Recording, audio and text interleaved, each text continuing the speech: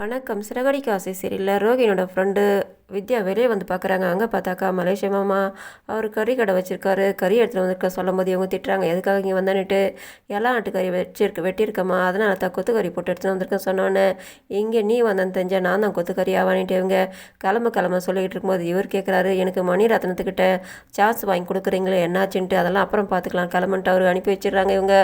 அதுக்கப்புறம் அந்த இடத்துல மீனா வராங்க. சந்தேகப்பட்டு வந்தாக்கா அவங்க, நான் இது கேட்ட குரலாக இருக்குது, இவர் எங்கள் வீட்டுக்கு வந்திருக்காருன்னு சொல்லும்போது, அவர் எனக்கு தெரிஞ்சவர், நான் அவர்கிட்ட கறி கேட்டிருந்தேன், அதனால தான் அவர் எடுத்துகிட்டு வந்து கொடுத்துட்டு போனார், அவரோட குரலெல்லாம் நீங்கள் கேட்டிருக்க மாட்டீங்கன்னு சொல்கிறாங்க. சரி நான் வீட்டுக்கு கிளம்புறேன்னு சொல்லும்போது, முதல்ல நீங்கள் செஞ்சு சாப்பிட்டு தான் போனோம், அதுக்காகத்தான் உங்களுக்காக சேர்த்து தான் நான் ஜாஸ்தி வாங்கியிருக்கேன் வாங்கன்ட்டு இவங்க சமையல் செஞ்சு எடுத்துன்னு வந்துட்டு மீனா தான் சமையல் செஞ்சுருக்காங்கன்ட்டு நல்லா இருந்து சாப்பிட்றாங்க. இவங்க மீனா கிட்ட விசாரிக்கிறாங்க, நீங்கள் வீட்டில் வேலையும் செஞ்சுக்கிட்டு பூவும் விற்றுக்கிட்டு இருக்கீங்க, உங்கள் மாமியாரும் திட்டுறாங்க, இதெல்லாம் உங்களுக்கு எல்லாத்தையும் ஒன்றா செய்யும்போது கஷ்டமா இல்லையா, உங்களுக்குன்ட்டு ஆசை இல்லையான்லாம் கேட்குறாங்க. எங்கள் வீட்டில் எல்லோரும் நல்லா இருக்கணும், எங்கள் அத்தை வீட்டில் எல்லோரும் நல்லா இருக்கணும், எங்கள் அத்தை ஏதோ கோவத்தில் திட்டுறாங்க, மற்றவங்க 2 பேருமே பணக்கார மட்டும் பொண்ணுங்க, ஆனால் நான் அப்படி இல்லைல்ல, அதனால தான் என்னை ஒரு மாதிரி பேசுவாங்க. அப்போ உங்கள் அத்தாவை கண்டா எனக்கே கோவம் வருதானே, அவங்களுக்கு கோவம் வரலன்னும் போது, எங்கள் அத்தை பாவம், அவங்க என்ன பண்ணுவாங்க, அவங்க இருக்கிற சூழ்நிலை வச்சு தான் அவங்க என்ன திட்டுறாங்க, ஒரு நிமிஷம் கோவத்துக்காக நாமளும் கோவப்பட்டோம்னாக்கா வீட்டில் சந்தோஷம் இருக்காது, அதனால் அதை நான் பொறுத்துட்டு போயிடுவேன், எல்லோரும் நல்லா இருந்தால் போதுன்றாங்க. உங்களை நினச்சா எனக்கு ரொம்ப வியப்பாக இருக்குதுன்ட்டு அப்போ இவங்க மனசில் நினைக்கிறாங்க, இவங்க ரொம்ப நல்லவங்களா இருக்காங்க, ஆனால் ரோகிணி இவங்கள பற்றி தப்பாக சொல்கிறாங்க, ரோகிணி சொல்கிற அளவுக்கு ஒன்றும் மீனா கெட்டவங்க கிடையாது, ரொம்ப நல்லவங்கன்ட்டு இவங்க நினைக்கிறாங்க. இதே நேரத்தில் வீட்டில் கிருஷ்ணன் மடி மேலே படுக்க வச்சுக்கிட்டு இருக்காங்க. அவங்க அம்மா சொல்கிறாங்க, இந்த மாதிரி உங்கள் 2 பேரை பார்க்குறது எனக்கு இவ்வளோ நாள் ஆச்சு, எங்கே அது முடியாமல் போய்டான்ட்டு நானே பயந்துட்டு இருந்தேன்ட்டு. அது கிருஷ்ண கேட்குறான், ஏம்மா நீ என்னோட அம்மான்ட்டு ஏம்மா என்கிட்ட இத்தனை நாளாக சொல்லலான்னு கேட்கும்போது, அதுக்கு வேறு காரணம் இருக்குதுப்பா, நேரம் வரட்டும் அப்போ சொல்கிறேன்ட்டு. அப்போ நான் அவங்க கூடவே இருக்கலாமான்னு கேட்கும்போது, இல்லை நீ பாட்டி கூட தான் இருக்கணும், நேரம் வரட்டும் அப்புறம் நான் கூப்பிட்டுக்கிறேன், ஆனால் இங்கே நடந்த விஷயம் எதுவுமே நீ நானும் அம்மா பையன்றது யார்கிட்டையும் சொல்லக்கூடாதுன்ட்டு. அப்போ மீனா ஆண்டி வரட்டும் பார்க்குறேன்னு சொல்லும்போது, அவங்ககிட்டலாம் நீ ஜாஸ்தி வச்சுக்காத, முத்து மீனாக்கிட்ட ஜாஸ்தி வச்சுக்காத சொல்கிறாங்க. நீங்கள் கிளம்புங்க, முதல்ல உங்களை 2 பேரை கூட்டிகிட்டு போயிட்டு நான் ஹோட்டலில் ரூம் எடுத்து தங்க வைக்கிறேன்னு சொல்கிறாங்க. முத்து மீனை பார்த்துட்டு பேசிட்டு போகலாம், அவங்க தான் நாங்கள் கூட்டிகிட்டு வந்தாங்க சொல்கிறாங்க. அதுக்காக அவள் என் பையனுக்கு ரொம்ப உரிமை எடுத்துக்கோ, அதை நான் விட்டுட்டு வேடிக்கை பார்க்கணுமா, சீக்கிரம் கிளம்புங்கன்ட்டு இவங்க ரெடி ஆகிட்டு இருக்காங்க. முத்து ஃபோன் பேசிக்கிட்டு உள்ளே வராரு. அவங்க திரும்ப எடுத்துன்னு வந்து பேக்கை வச்சுட்டு எதுவும் தெரியாத மாதிரி வந்து ஆளில் உட்காடுறாங்க.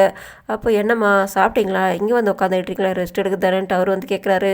என்ன தம்பி நீங்கள் சவாரிக்கு போனீங்க வந்துட்டீங்களான்ட்டு. ஆமாம்மா அவர் பாதியில் இறங்கிட்டாரு, வேறு எதுவும் வரல, அதனால் நான் வந்துட்டேன், நான் வெளியிலேருந்து சாப்பாடு வாங்கிட்டு வந்திருக்கேன், அது ரொம்ப நல்லாக்கும் நல்ல ஹோட்டல், அதனால் வாங்கிட்டு வந்திருக்கேன்ட்டு.